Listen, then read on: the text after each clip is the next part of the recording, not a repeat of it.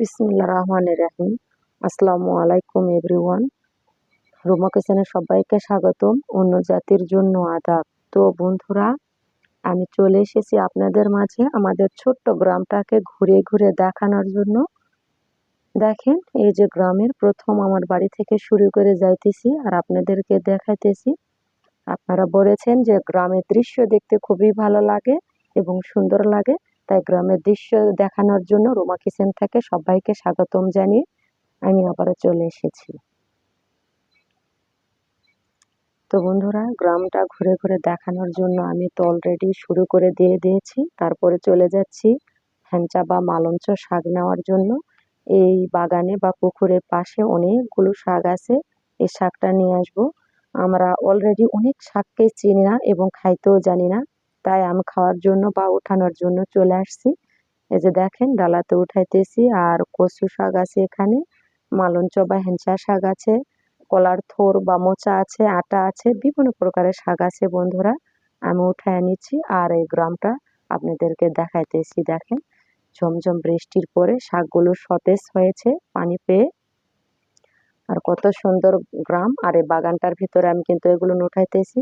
গাছে আম, জাম, লিচু অনেক কিছুই আছে, তার সাথে শাকে ভরপুর হয়েছে, সবুজের অরণ্য। এই যে দেখেন, অনেক সুন্দর শাকগুলো কিন্তু আমি উঠে এনেছি আর আপনাদের মাঝে শেয়ার করে দিচ্ছি বন্ধুরা। আপনারা বলছেন যে গ্রাম দেখতে খুবই ভালো লাগে আর সুন্দর লাগে, তাই সৌন্দর্যের জন্য শেয়ার করলাম। প্রাকৃতিক সৌন্দর্য দেখেন, আমাদের এলাকার বাড়ি ঘরগুলো কিরম দেখেন। আমাদের এলাকায় দোতলা মাটির বাড়ি আছে এবং ফ্ল্যাট বাসা বাড়িও আছে, সেটাও কিন্তু দেখালাম একটু একটু করে। আর এই যে আমি শাকগুলো উঠাইতে প্রস্তুত শুরু করে দিয়েছি। প্রস্তুত প্রণালীটা তো করতেইছি, উঠাইতেছি ডালাটা নিচে রাখে। আর আশপাশের বাগানের গাছগাছালিগুলো আপনাদের মাঝে শেয়ার করে দেখাইতে। তো বন্ধুরা, গ্রামটাই কিন্তু আমি ঘুরে ঘুরে দেখাইতেছি আপনাদেরকে। জাস্ট খুব সুন্দর লাগবে গ্রামের দৃশ্যগুলো দেখেন। এই যে অনেক কলা গাছ আছে, এখান থেকে অনেক কিছু নেই। আম, কাঁঠাল, কলা, কামরাঙ্গা, লিচু, নারিকেল, প্রায় সব প্রকারের গাছই কিন্তু আমাদের বাগানের ভিতর আছে। দেখেন কত সুন্দর বাগানটা। আর আমাদের এলাকার বাড়িঘর দেখতে চাইছেন বা বলছেন আপনারা, অলরেডি মাটির বাড়িগুলো আমি ভিডিও করে অবশ্যই একদিন ছাড়িয়ে দিব, আপনাদের মাঝে শেয়ার করব। আর এই যে পাশের আমাদের এখানে ফ্ল্যাট বাসায় বেশি এবং মাটির দোতলা বাড়ি অনেক বেশি। এখন ডিজিটাল যুগে সবাই ফ্ল্যাটই করতেছে বন্ধুরা। আর এই যে কলা বাগানটা, কলা বাগানে কত ধরনের শাক আছে, সব প্রকার শাকই পাওয়া যায়। খুবই ভালো আর স্বাস্থ্যসম্মত শাক।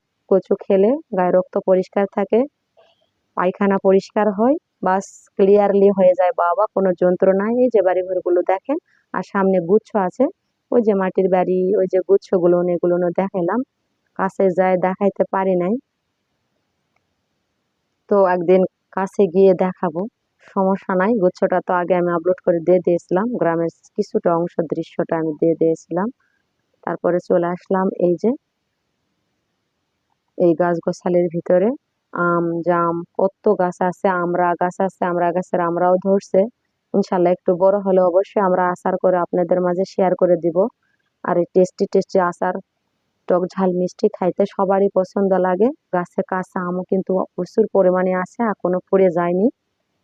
মনে করলাম যে কাঁচা আম দিয়ে কাসুন্দিটা বানিয়ে নেব বিভিন্ন প্রকার মাখা খাওয়ার জন্য। পেয়ারা, আনারস, বরই টরই বিভিন্ন প্রকারের মাখা খাওয়া যায় কাসুন্দি বানালে। তো বানাবো, চেষ্টা করতেছি। কাঁচা আম থাকতে থাকতে একটু বানিয়ে নেব। আর পাকা আম দিয়ে তো অন্য অনেক রেসিপি হবে ইনশাল্লাহ। আগে এটা আপলোড করে দেই বন্ধুরা, 2-3 দিন পরে জ্বালানোর জন্য চলে আসলাম।